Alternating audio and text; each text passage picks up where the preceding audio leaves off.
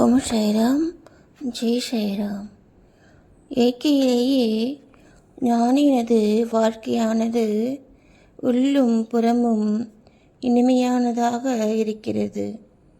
அவரது பல்வேறு செயல்கள், சாப்பிடுதல், நடத்தல், அவரின் இயற்கையான மொழிகள் எல்லாம் இனிமை வாய்ந்தவை. அவர் தம் வாழ்க்கையோ பேரானந்தம் மானிட உருப்பெற்றதாகும். தம்மை தமது அடியவர்கள் நினைப்பதற்கு வழிமுறையாக ஷாயி அதனை வெளியிட்டார். கடமை, செயல் இவற்றை பற்றிய பல்வேறு கதைகளை அவர்களுக்கு சொன்னார். அது கடைமுடிவாக அவர்களது உண்மையான மதத்திற்கு இட்டு சென்றது. இவ்வுலகில் அவர்கள் மகிழ்ச்சியாக வாழ வேண்டும், ஆனால் அவர்கள் எச்சரிக்கையாக இருக்க வேண்டும். வாழ்க்கையின் நோக்கத்தை அவர்கள் பெற வேண்டும், அதாவது ஆத்ம அனுபூதியை. அப்போ பார்த்திங்கன்னா, முந்தைய ஜென்மங்களில் உள்ள நல்வினைகளால் நாம் இவ்வுடம்பை பெற்றிருக்கின்றோம். பக்தியையும் விடுதலையையும் இவ்வுதவியை கொண்டு பெறுவது தகுதியுடையதாகும். என்ன விடுதலை? ஆன்ம விடுதலை. சரிங்களா? ஆன்ம விடுதலை, அதான் பார்த்தீங்கன்னா முக்தி, மோட்சம். இந்த வீடு பேர். எப்பொழுதும் நாம் சோம்பலின்றி இருக்க வேண்டும். நமது குறிக்கோளையும் நோக்கத்தையும் பெறுவதில் நாம் எப்பொழுதும் விழிப்பாக இருக்க வேண்டும். ஓகேங்களா? அப்போது நம்முடைய குறிக்கோள் என்ன? இறைநிலையை அடைவது. அதிலவே நம்முடைய மனதை நம்ம எப்பொழுதும் வச்சு நம்ம செயல்படுறது தான் நமக்கு ஒரு நன்மை பயக்கும். என்ன அதான் பார்த்திங்கன்னா அந்த விழிப்பு நிலையில் இருக்கணும்னு சொல்கிறது.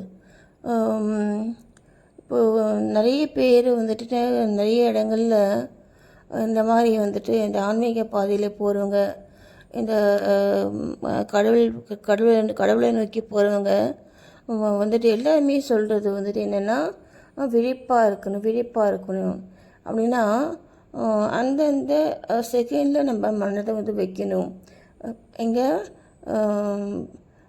பாஸ்ட்லேயோ இல்லை ஃப்யூச்சர்லேயோ நம்முடைய மனதை வைக்காமல், மனதை வைக்காமல் ப்ரெசண்ட்டில் இப்போ நம்ம என்ன செய்துட்ருக்கோமோ அங்கே நம்ம மனதை வச்சு இதே மாதிரியே நம்ம பழக்கிறோன்னா, ஒவ்வொரு செகண்டையும் நம்ம பழக்கிறோம் அப்படின்னா நம்முடைய செயல்கள் ரொம்ப ரொம்ப ரொம்ப ரொம்ப சிறப்பாக அமையும்.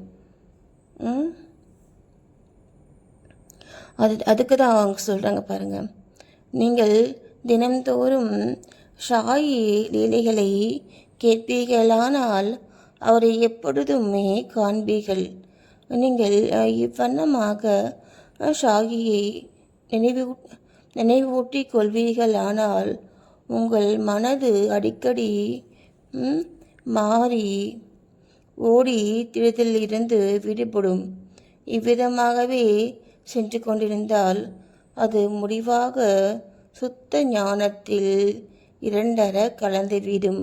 நான் கேட்டுட்டு இருந்தேன் பாருங்க, அந்த என்லைட்மெண்ட்டு, அதை பற்றி தான் இப்போ இந்த பேராகிராஃபில் சொல்கிறாங்க. இங்கே பாருங்கள், நீங்கள் தினந்தோறும் சாயி லீலைகளை கேட்பீர்களானால் அவரை எப்பொழுதுமே நம்ம காண்போம்.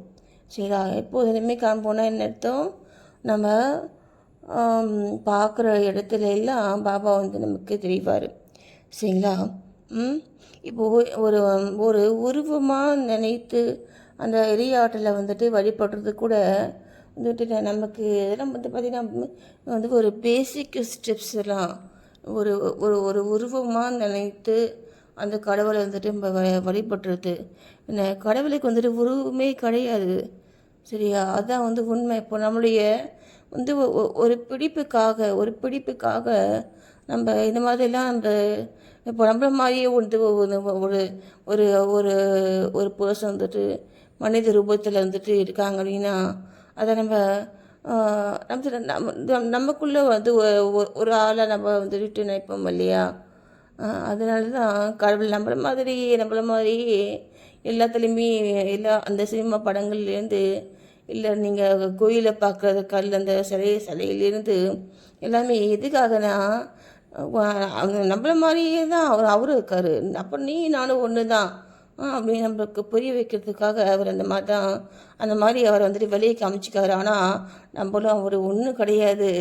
அவர் எங்கேயோ இருக்கார், நம்ம எங்கேயோ இருக்கோம். சரிங்களா? நம்ம ரொம்ப ரொம்ப நம்ம அது மாதிரி நினைக்கிறது கூட நமக்கு நல்லதில்லை. இது வந்துட்டு பாருங்க, நம்ம எந்த அளவுக்கு நம்மளை பெஸ்ட்டாக நம்ம நினைக்கிறோமோ அந்தளவுக்கு நம்ம வந்துட்டு வெளியில் வந்துட்டு நம்ம வந்து வெளிப்படுவோம். நம்முடைய ஆற்றல் வந்துட்டு நமக்குள்ளே இருக்கக்கூடிய ஆற்றல் நம்ம வந்து வெளியே வந்து காமிக்கும் இல்லைங்களா? சரி, ஓகே. இப்போ பாருங்கள், நீங்கள் தினந்தோறும் ஷாயி லீலைகளை கேட்பீர்களானால் அவரை எப்பொழுதுமே காண்பீர்கள். சரிங்களா? நீங்கள் இவ்வண்ணமாக ஷாயியை நினைவூட்டி கொள்வீர்களானால் உங்கள் மனது அடிக்கடி மாறி ஓடி திரிதலிருந்து விடுபடும். இதை நல்லா கேட்டுக்கோங்க. மனம்தான் முக்கியம். மனம் வந்துட்டு அடிக்கடி மாறி ஓடி திருடத்தில் இருந்து விடுபட்டுச்சுன்னா மனதில் எண்ணங்கள் வந்துட்டு இல்லாத நிலையில தான் நீங்கள் அந்த என்லைட்மெண்ட் ஸ்டேஜை நீங்கள் வந்துட்டு அடைய முடியும். ஓகேங்களா?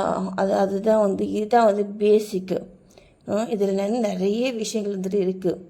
சரிங்களா? இப்போ இது வந்து பார்த்திங்கன்னா வந்து ஒரு முதல் படின்னு சொல்லுவாங்கள்ல, அந்த மாதிரி இப்போது வந்துட்டு நான் வந்து ஸ்டாப் பண்ணிக்கிறது பார்த்திங்கன்னா இது வந்து ஒரு முதல் படி. சரிங்களா? முதல் படியை நான் கூட இதை பற்றி வந்து பேசுகிறவங்க இல்லை சொல்கிறவங்க இல்லை வந்து ஒரு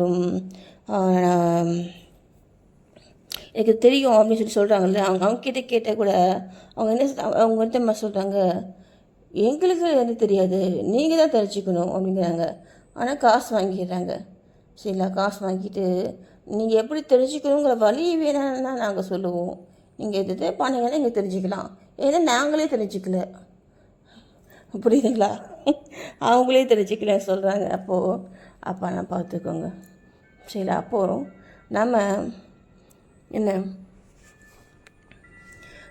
நமக்குள்ளே இருக்கக்கூடிய ரியாட்டில் நம்ம தூண்டுறதுக்கு தான் அவங்க வந்துட்டு அவங்க வந்துட்டு வந்து இதெல்லாம் செய்யுங்க. ஏன்னா வந்து நம்முடைய இது முயற்சி இருக்கு.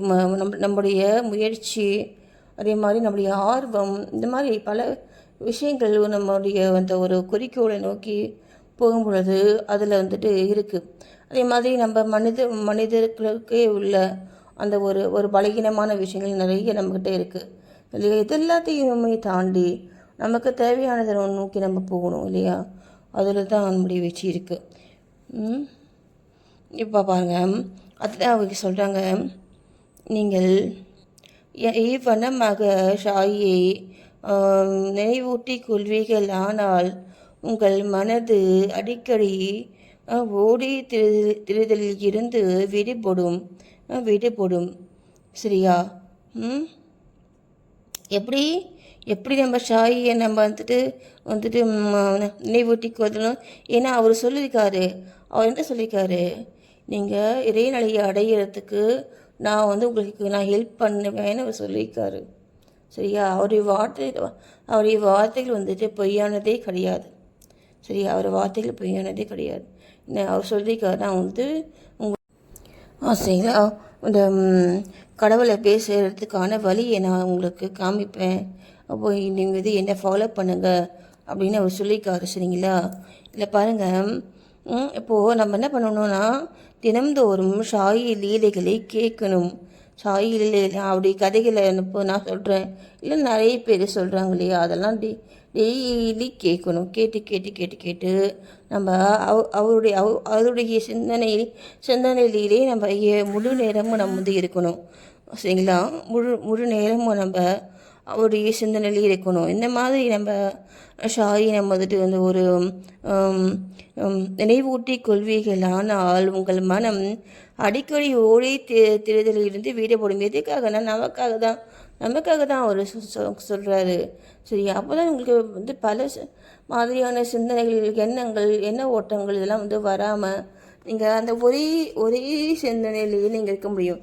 எதுவாக இருந்தாலும், என்ன மாதிரியான விஷயங்களாக இருந்தாலும் அதெல்லாம் நம்ம கண்டுக்காமல் விட்டுட்டு நமக்கு தேவையான மட்டும் நம்ம வந்துட்டு நோக்கி போகிறதுக்கும் சரி, நம்மளுடைய லட்சியத்தை வந்துட்டு அடையிறதுக்கும், இல்லை நம்மளுடைய செயல்கள் வந்துட்டு சிறப்பாக வந்துட்டு அமையறதுக்கு கூட சரி. நான் வந்து சொல்கிறது அவர் சொல்கிறது வந்துட்டு என்ன அப்படின்னா, அவர் சொல்கிறது வந்துட்டு என்ன அப்படின்னா, இந்த ஷாயியை நினைவூட்டி கொள்வீர்கள். ஆனால் என்னது இவ்விதமாக, எந்த விதமாக? ஷாயினுடைய கதைகளை கேட்கணும். அதை தான் அவர் வந்து வற்புறுத்தி சொல்கிறாரு. என்ன, அவருடைய கதைகளை நம்ம கேட்டுகிட்டே இருக்கணும்.